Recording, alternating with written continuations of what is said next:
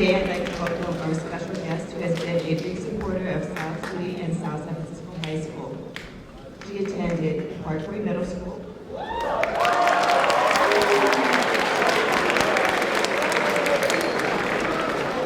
and she grew up in the local area. She has donated money to our History Day program.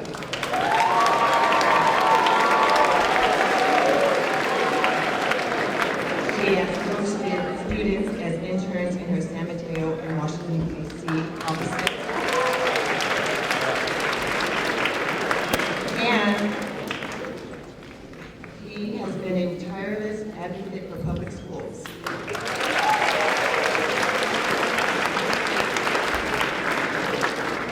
In 2014, we had the opportunity to go to Washington, D.C. and meet with our special guest to advocate for public education. One of our teachers, Mrs. Clements, also knows our Congresswoman Jackie Speier on a more personal level as a friend, who provided me with this fun fact information. So here's some fun facts. Congresswoman Jackie Speier is a huge Warriors Giants fan.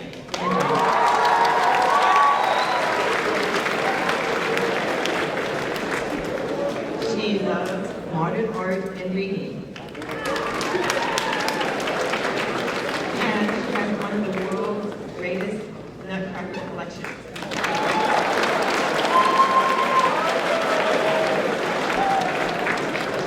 She represents our 14th district in the U.S. House of Representatives and serves on the House Armed Services Committee as the ranking member of the subcommittee on oversight of investigation, and 2, on the House Permanent Select Committee on Intelligence. She's here today to talk about issues she's working on, and she will take questions about your issues and concerns during the assembly. Please welcome the Honorable Congresswoman Jackie Speier.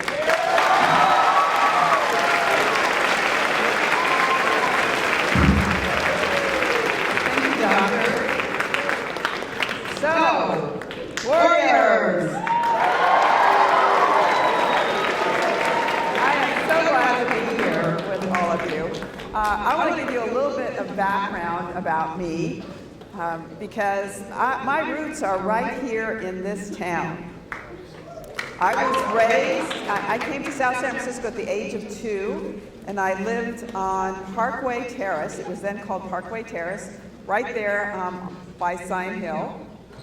And went to Parkway Middle School, as you just heard, and spent a lot of time here at South City High because I would come here for summer school, and I came here and learned how to swim through the American Red Cross. So I've got lots of roots here, and this town gave me all I needed to dream big. And it's going to give you, by being here at South City High, the opportunity to dream as big as you want to dream. So, we've got lots to talk about this morning, but I want to tell you a little bit about my story because I think it's really important for you to appreciate that nothing should ever, ever keep you from accomplishing what you want to do in life. So I went to public schools here in South San Francisco, lived in a very blue-collar family. My dad was worked for the Teamsters. My mom was a stay-at-home mom for a while and then started teaching adult education upholstery here in the South San Francisco adult education program. I have one brother. And then I decided to go to a Catholic girls' school for high school. Go figure, right? So I went to Mercy High School in Burlingame, and then went on to the University of California, Davis. I was the first child in my family, actually the only child in my family to go to college. But just so you know, we all come from backgrounds where our parents didn't have the same opportunities that we have.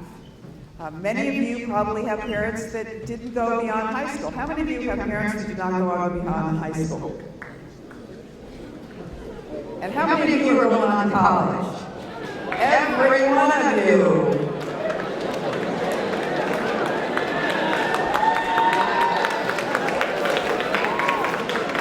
So, I then went to UC Davis, and then on to law school at UC's College of Law in San Francisco. Let me tell you though, when I first realized that public service and government and politics was something that I wanted to do, I was your age. I was your age when I made that decision. I was 16 years old when I worked my very first political campaign.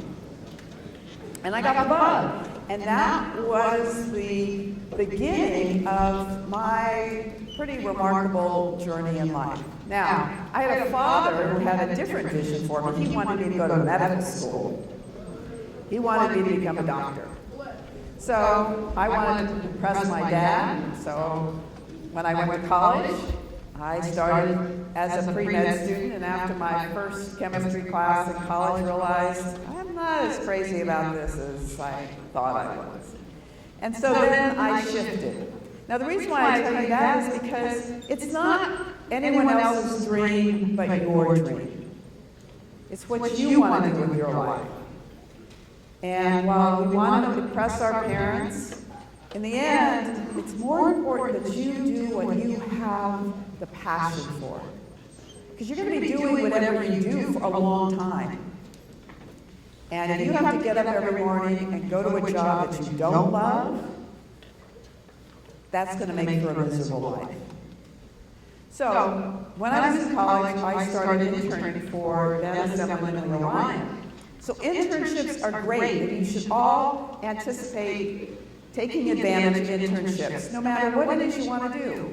When I thought I wanted to be a doctor, I was a candy striper at Peninsula Hospital. If you're interested in business, you should go volunteer as an intern at a small business office. If you're interested in biotech, you should find a way to get into an internship at Genentech or all the other incredible companies right here in South San Francisco, all of which did not exist when I was your age, I might add. So, very important to do that. While I was in college, I worked as an intern for then Assemblyman Leo Ryan in the state capitol, and then over time was able to get a paid position. Then graduated from college, went back and worked in Washington, D.C. as a staff assistant to then Congressman Leo Ryan, who had gotten elected. I then realized I didn't want to spend the rest of my life as a staffer in Washington. So I came back home and went to law school. Graduated from law school, passed the bar, and then went to work for Congressman Ryan in Washington, D.C. Now, mind you, I always had this dream that I wanted to run for office, but I really never thought I had what it took. And we all have self-doubts. We all think that, yeah, I'd really like to do that, but I don't really think I can do that. Don't ever tell yourself you can't achieve what you want to accomplish. Those dreams should become realities. So, here's an example of someone who is a 3-time loser. Seriously. You're not laughing. So I lost for student body president in high school. How many of you lost for a student body office here? Stand up. It's a first step to success. Let's applaud all those that ran. Okay. So when I ran for student body president and lost, I was devastated. I stayed home from school for 2 days, and my mom let me. I then lost the first time I ran for Congress. And then I lost in 2006 when I ran for Lieutenant Governor of California. And let me tell you what I've learned about losing. Losing is actually the first step to succeeding. There's a famous coach, Wooden, who said, success is never failure, success is never final, and failure is never fatal. So I keep a paperweight on my desk in Washington, D.C., If you ever come to my office, you'll see it there. And it reads, what would you do if you knew you could not fail?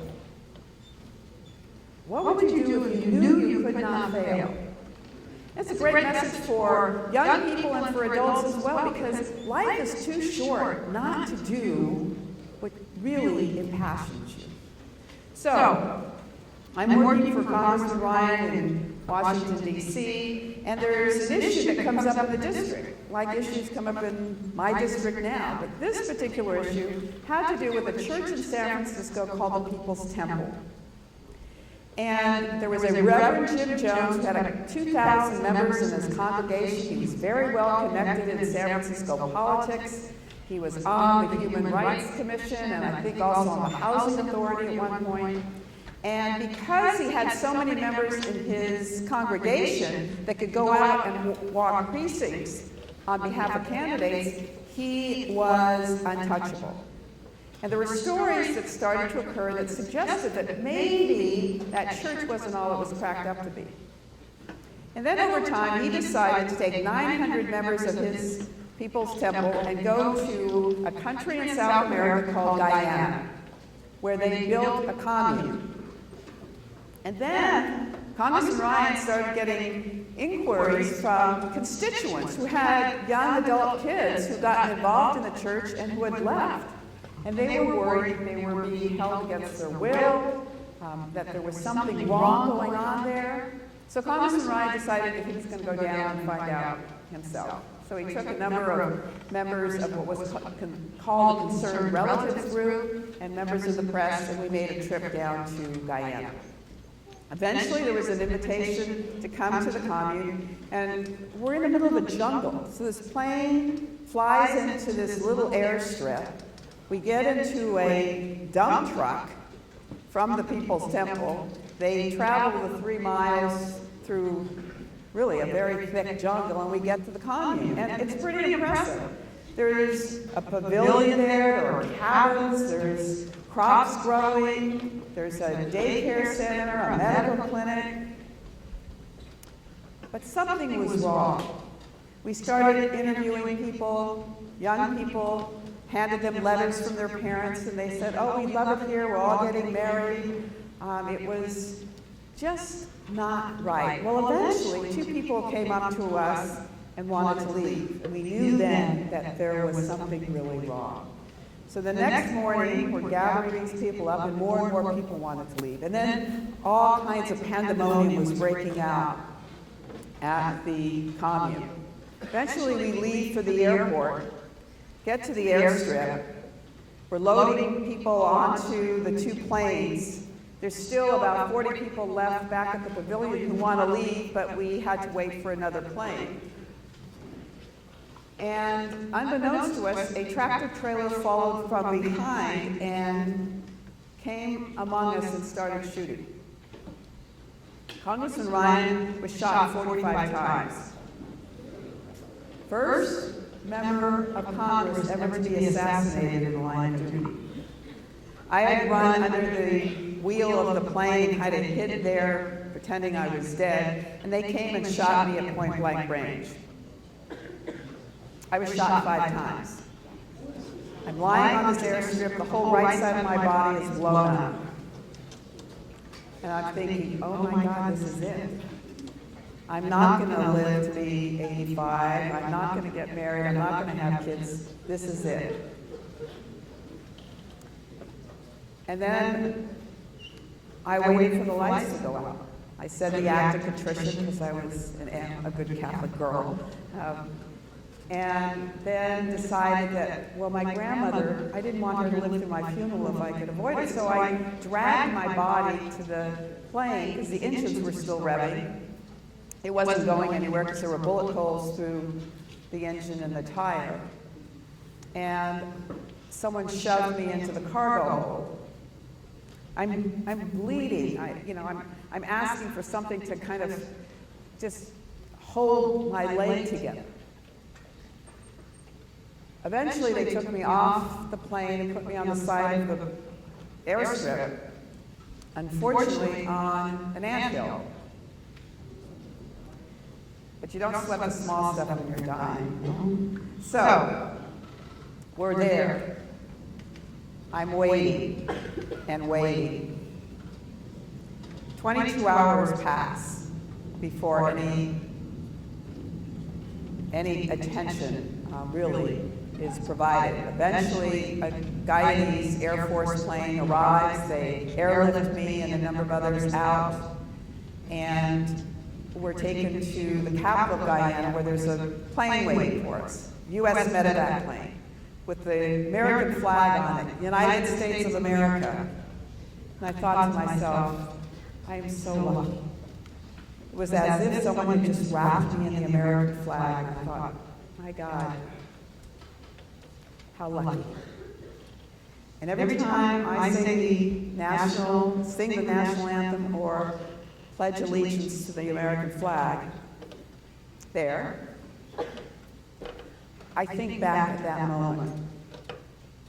We are so lucky to live in this country. Don't ever forget it. So, I'm airlifted out of there. I was in very unstable condition. I almost never made it to Andrews Air Force Base. Finally got there with surgery. Spent 2 months in the hospital, 10 surgeries. They thought they were going to have to amputate one of my limbs, my leg, and then possibly my arm. But I made it. And I made a commitment that if I did survive, I would never take another day for granted, that I would live every day fully, and that I would dedicate my life to public service. So that's what I have done. So what did I learn from all of that? You never, ever give up. It's really important. Now, fast forward, I run for Congress, for Congressman Ryan's seat. I lose. I then, the following year, run for the Board of Supervisors here in San Mateo County and win. Had I not lost for Congress, I would never have been prepared to run the next year for the Board of Supervisors. I ran against someone who had been in office for 20 years, and I beat him by 18,000 votes, and became the youngest member ever served on the Board of Supervisors. But again, had I not run and lost, I wouldn't have been prepared to run and win. 6 years later, I run for the state assembly, got elected by less than 500 votes out of 40,000 votes cast. A great example of how important each and every vote is. And it was hard to run because I was not the chosen candidate. They wanted someone else. And Sacramento sent all kinds of people down to walk precincts for the other candidate and raised a lot of money. And I just kept moving forward.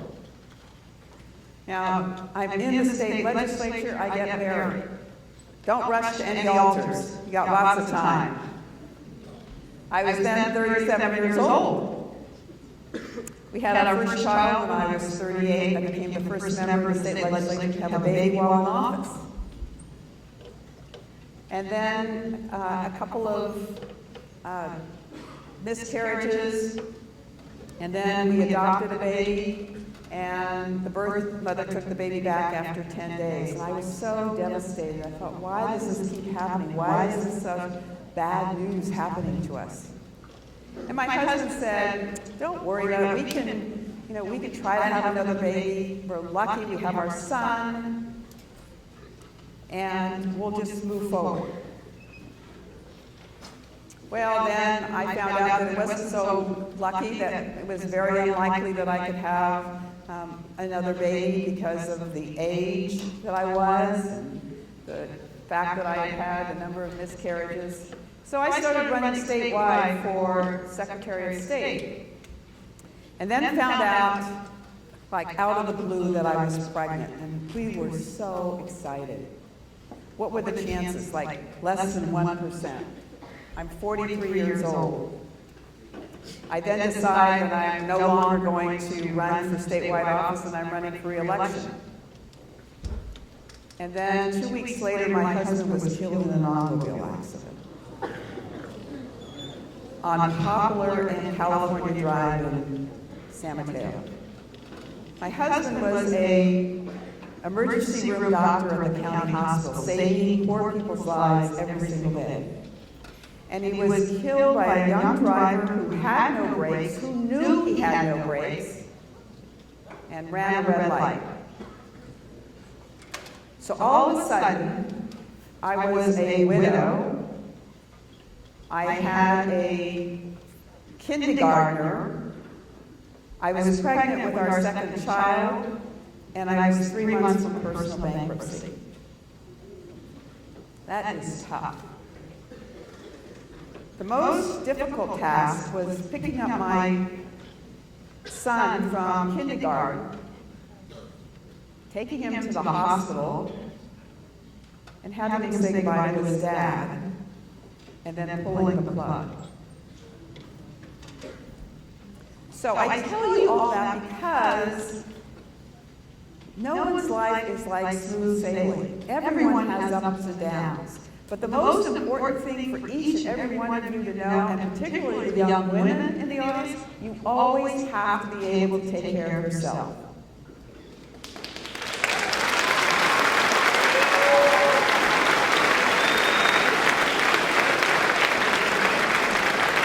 So in the end, how did I survive? I was 3 months from personal bankruptcy. Well, I relied on 3 things: family, friends, and faith. And that is how we can make it. You're going to make friends here in high school that will be friends with you and for you for the rest of your lives. I'll tell you one story. One of my high school girlfriends became a United Airlines pilot. When my husband died, and I was, pregnant, it was a high-risk pregnancy, she came, and for weeks I was at bed rest. She came and took 3 weeks off of work and helped me financially try to figure out how to get to the next step. So your friends are really important, and your family is really important, and so is your faith, and however you define faith. So, then what happens? A very healthy baby girl is born. 6 months later, she was named after her late father, and I was a single parent raising 2 kids. And oh, by the way, the job I had working in the state legislature was coming to an end because the voters of the state had passed what was called term limits. And all of a sudden, I was given a pink slip and was being fired. So I needed to kind of recreate a job for myself, which I did, and then subsequently ran for the state senate, got elected, and served there for 8 years as well. So I served 18 years in the state legislature. In that last year, I ran for statewide office and lost, and then went to practice law, and then a year later, Congressman Tom Lantos announced he wasn't running for re-election. I got into the race. He then died of esophageal cancer the next month. There was a special election. Within 3 months, I was walking onto the House floor, getting sworn in the congressional seat of Congressman Ryan, who I had served 29 years earlier. So, the end of my personal story is that after being a single mom for 8 years, I met a guy who, on a blind date, who was a fly fisherman. Do I look like I fly fish? No. But somehow, it worked. And we got married, and my husband had then decided he was going to adopt both my children.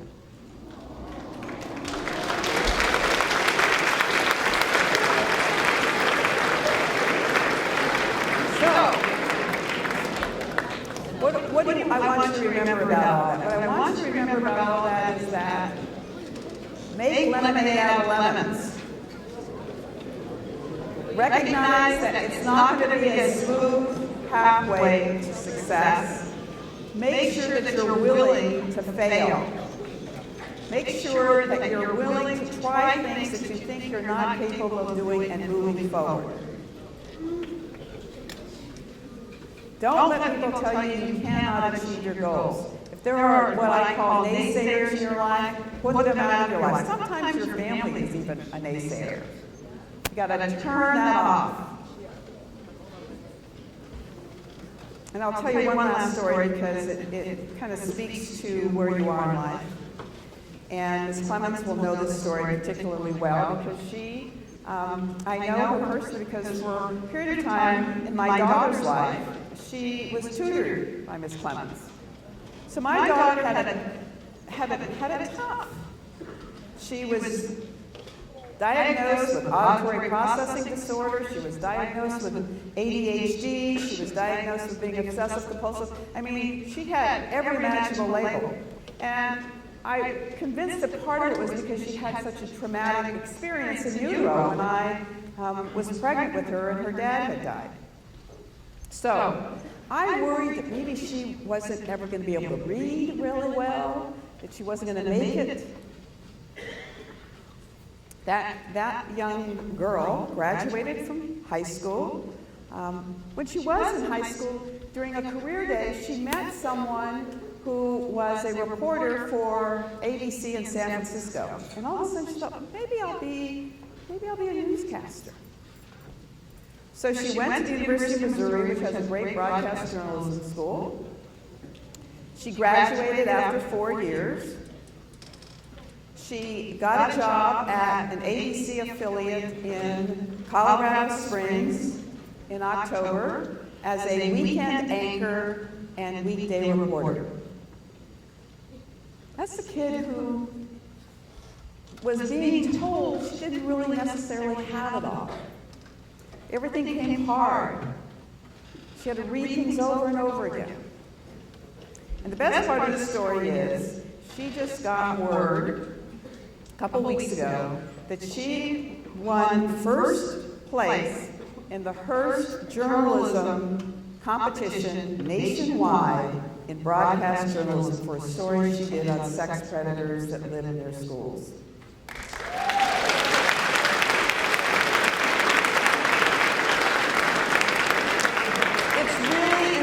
That you believe in yourself. And whatever that dream is, make it happen. It's not going to be easy.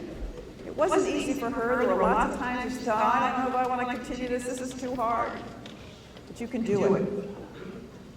And if you learn nothing else from this experience today, learn that you have everything you need to be an incredibly successful person in this country. Okay? All right, now, how much time do we have left? Half an hour, perfect. Okay. So, we live in a really crazy time. But we live in the best country in the world. Don't ever doubt that. Now, I know that some of you may be anxious or nervous about what's happening in Washington, and maybe you are not feeling warm and fuzzy towards the president. But let me tell you what's most important. The Constitution of the United States is what's most important. The Constitution of the United States provides us with certain rights that nobody can take away from us. And when you look at the organization chart of the federal government, you might think the president is at the top. The president's not at the top. The Constitution of the United States is at the top, and the president and the executive branch are here, and the Congress of the United States is here, and the Supreme Court and the judiciary is here. So, the Congress makes the laws, the executive branch enforces the laws, and the judiciary interprets the laws. So when the president came out with his executive order on immigration, when it was for all intents and purposes a Muslim ban, what happened? It didn't get implemented because the judiciary was called in to interpret the Constitution and whether that executive order actually was consistent, and they deemed it was inconsistent. And then the president appealed it, and on appeal it was still found to be illegal. And so now he's gone back to the drawing board, and he's going to present us with a new executive order in the next couple of days, and then we'll determine again whether that meets the test of the Constitution. So that's just one example of the many things that are happening in Washington. But in the end, recognize that the Constitution is what is controlling, and that the Congress has the ability and authority to pass laws and to pass a budget. So, for instance, the $20 billion wall the president wants to build, it's not going to happen.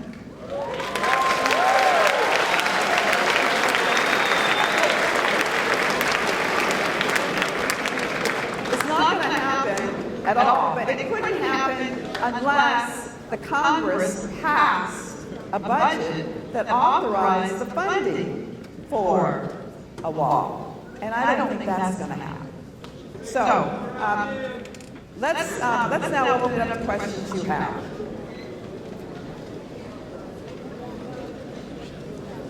Oh. Hi. So I'd just like to say on behalf of South City, it's an honor to have you here today. So maybe one more round of applause for Congresswoman.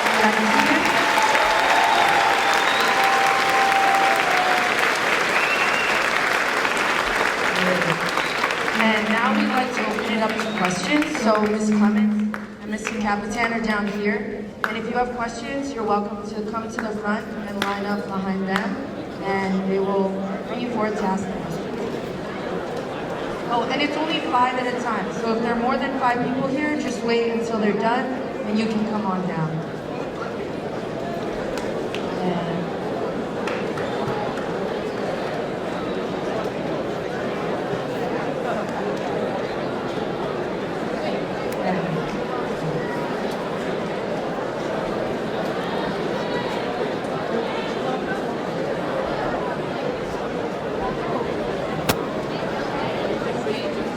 I'll be starting with the first question, and then we'll move on over here.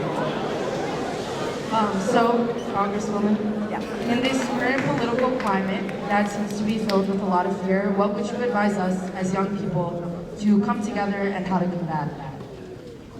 So what would I advise you to do? I would advise you to stay focused on what you're here to do, and that's to be educated. I would also advise you that as young people, this is your country. And you have the right to speak up about what you like and don't like. That is in the First Amendment. So you have every right to come to me and say, I like what you're doing, X, I don't like what you're doing, Y, and convince me to change my vote. I'm having a town hall tomorrow in Half Moon Bay. We had to move it because the first facility that we had was for 500 people. There are now over 1,300 people that have RSVP'd to come to the town hall. I've never normally had more than a couple of hundred people at a town hall. But this shows you that Americans and people in the district are concerned about what's going on in this country and want to be heard. And so 1,300 of them are going to show up tomorrow morning on a Saturday in Half Moon Bay to tell me what's on their mind. So you're welcome to come too. Although you're having your own town hall with you right now, so. Okay, next question.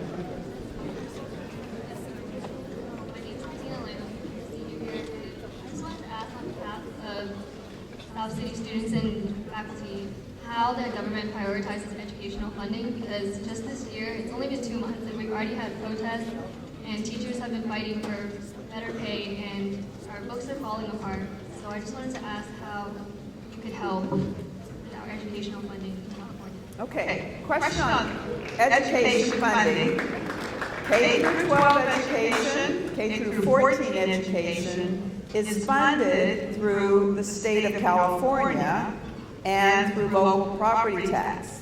So, I would just earlier today was at Parkway Middle School because I happen to have a great fondness for that school because I went there. And they have a field that they can't use because there's not funding to rebuild it. So I'm trying to find ways to fix that. How do you get heard about your school books falling apart and the teachers not getting a raise? What would you think where you should go to talk about those? The school board, correct. So at every level of government, there's city council, there's school board, there's county government, there's the state legislature, and then there's the federal government. So for K through 12, K through 14 funding, it comes from the state and from local dollars. And so it's important for you, if you think here at South City High there's something that needs to get fixed, having you all show up at a school board meeting is a great way to get heard.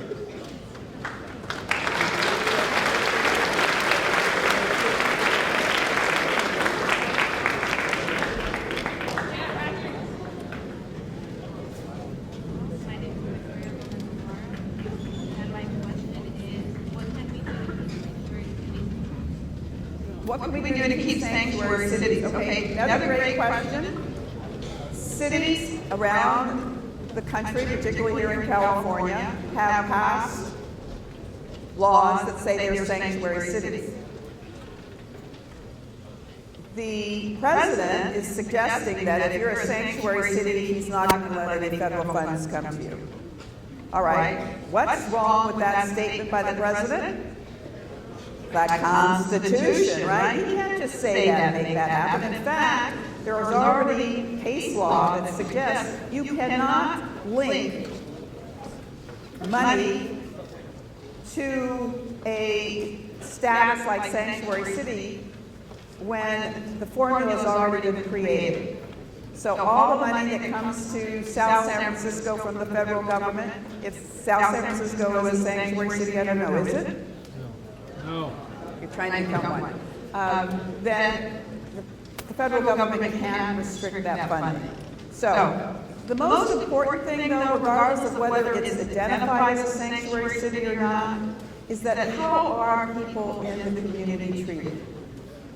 If people in the community are treated by law enforcement in a way that is not trying to ID whether or not you're here appropriately or not, if they're basically making sure that everyone in the community is fine and not doing things that would make people feel like they're in jeopardy, then that's important regardless of whether you're a sanctuary city or not. And I'm sure that South San Francisco is very sensitive to the community and has no interest in wanting to identify people as to what their status is, unless they commit a crime.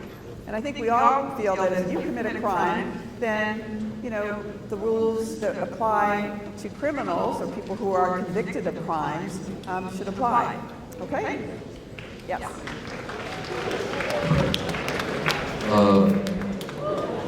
You have a low voice. Recently, the federal government removed itself from the issue of the accommodation of transgender students, giving more power to local and state governments. Do you think this was a good decision? I'm sorry, I missed the first part of your question. The federal government removed itself from the issue of the accommodation of transgender students. Oh. I think that President Obama did the right thing by underscoring how the Office of Civil Rights within the Department of Education should direct schools not to discriminate against transgender students, and that transgender students should use the restrooms that they feel most comfortable in. Now, this decision by President Trump that was pushed by now Attorney General Sessions and somewhat endorsed by the new Secretary of Education, Betsy DeVos, is wrong. It's just wrong. But since it's been sent to the states and local school districts to make the determination, I feel pretty confident that they're going to make the right determinations. Because even in states right now across the country where Republicans are trying to pass these laws that prevent transgender students from using bathrooms that reflects their status, those bills aren't moving. Because you know what's happening? Companies across the country are saying, we're not going to the state for any conferences. We're not going to do business in the state because these states do not recognize the civil rights of all Americans. So it's a very strong and powerful economic message that is being sent as well.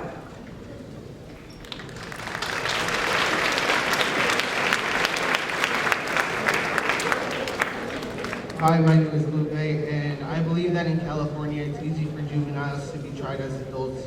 This makes it easier for juveniles to face harsh sentences such as the death penalty, which some people may find unconstitutional.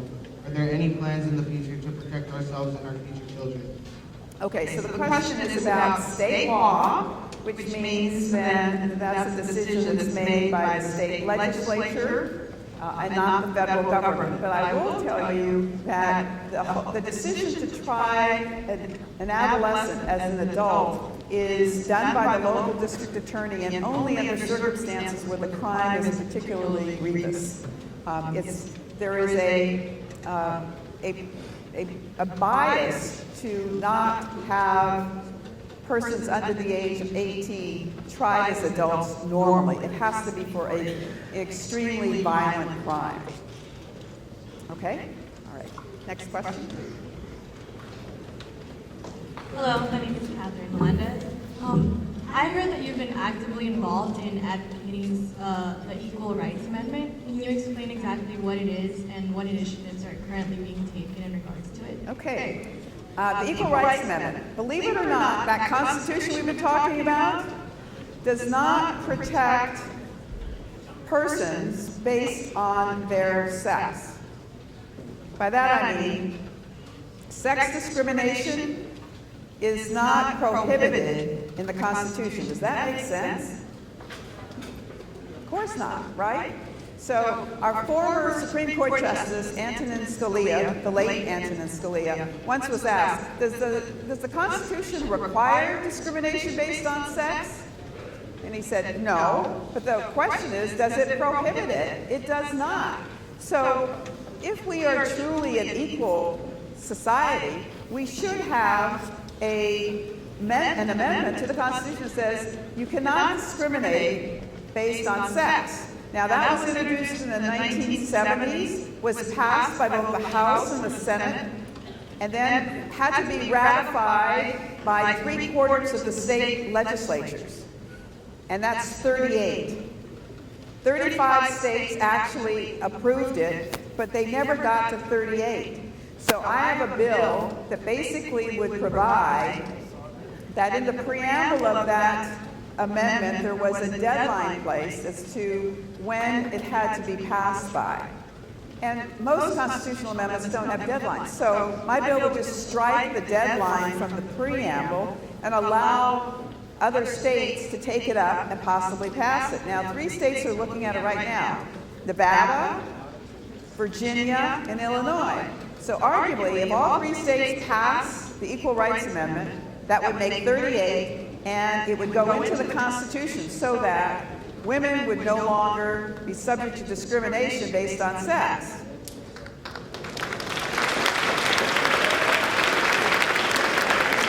Yeah. The various cost of living has increased significantly across the past several years, fostering a culture of gentrification. How can we promote our diversity while ensuring economic growth for all? What was your first part of your question? The various cost of living has increased significantly. So the cost of living in our region has skyrocketed. there are 2, 3 families living in one home. You can't get an apartment for less than $2,500 a month as a one-bedroom. I just read an article this week that says it is now the most expensive region in the world in which to live. So, what are we doing about it? Well, one of the things we have to do is make sure that people are not homeless and create opportunities for them to not just get the homeless shelters, but get into transitional shelters. We are creating programs in San Mateo County so if people are finding it difficult to pay their rent, that we can help them. Because one of the keys to making sure that people do not become impoverished is making sure they don't get evicted from their homes. One of the byproducts of an economic success story, which is what this region is all about, is that cost of housing goes up and the transportation gets more difficult because more people are living here. And those are things that we have to rectify. One of them is through the electrification of Caltrain, so more people take public transportation rather than drive their cars. In terms of housing, there's been efforts made to put a limitation on rent increases. There were 2 attempts made last year in Burlingame and San Mateo. They both failed. So part of it would require, if the rents are going up too high, young people organizing along with their families to make sure that we have some kind of rent stabilization. But the voters in local cities have rejected that over and over again. All right, thank you.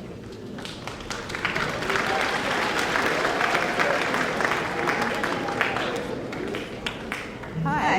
My name is Denise, and my question is, many women are worried about Planned Parenthood losing funding.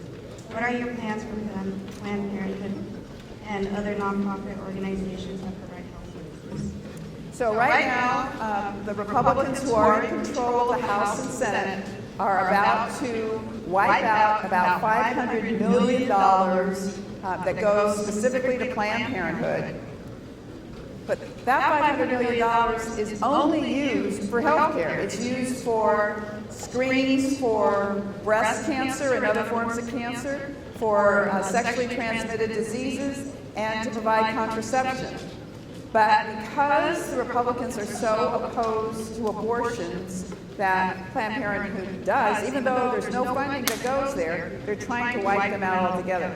So what's happening is that people throughout the communities are digging into their pockets because they recognize that Planned Parenthood is more than abortions. 97% of what it does is provide health care to people who need it. And most people I know at some point or another have used Planned Parenthood services, so we want to maintain it. I'm fighting it, I'm voting against it, I'm speaking out against it in Congress, trying to educate the population about what's really happening here. It's just a mean-spirited effort to just squeeze Planned Parenthood. Even though none of the money is going for abortions, they just want to cut them out completely. And we can't let that happen.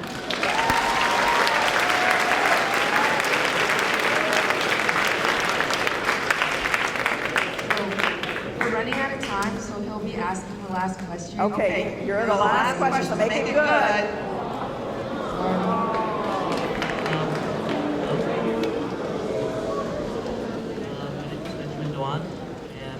California, and especially many Silicon Valley businesses, are relying on Chinese trade. With President Trump pulling the U.S. out of the TPP, what can be done to secure California's economy? Okay, so the question is on the Trans-Pacific Partnership, which really doesn't have anything to do with China. It was with all the other countries in the Pacific Rim, which frankly I didn't support because it was not drafted with protections for labor force and for the environment, among other things. But the question is, how do we encourage more trade?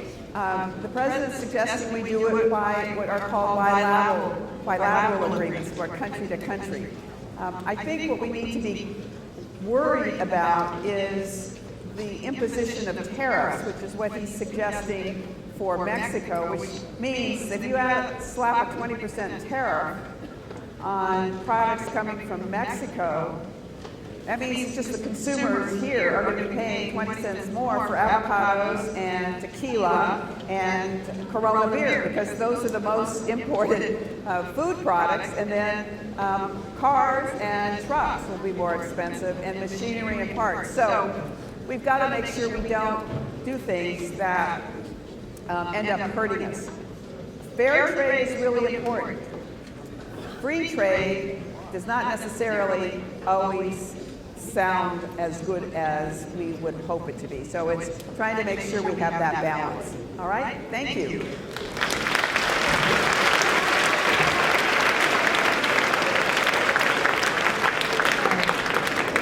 Thank you for the questions and answers. We just wanted to gift you with the South San Francisco High School sweater. Thank So you will be a Warrior forever. A Warrior.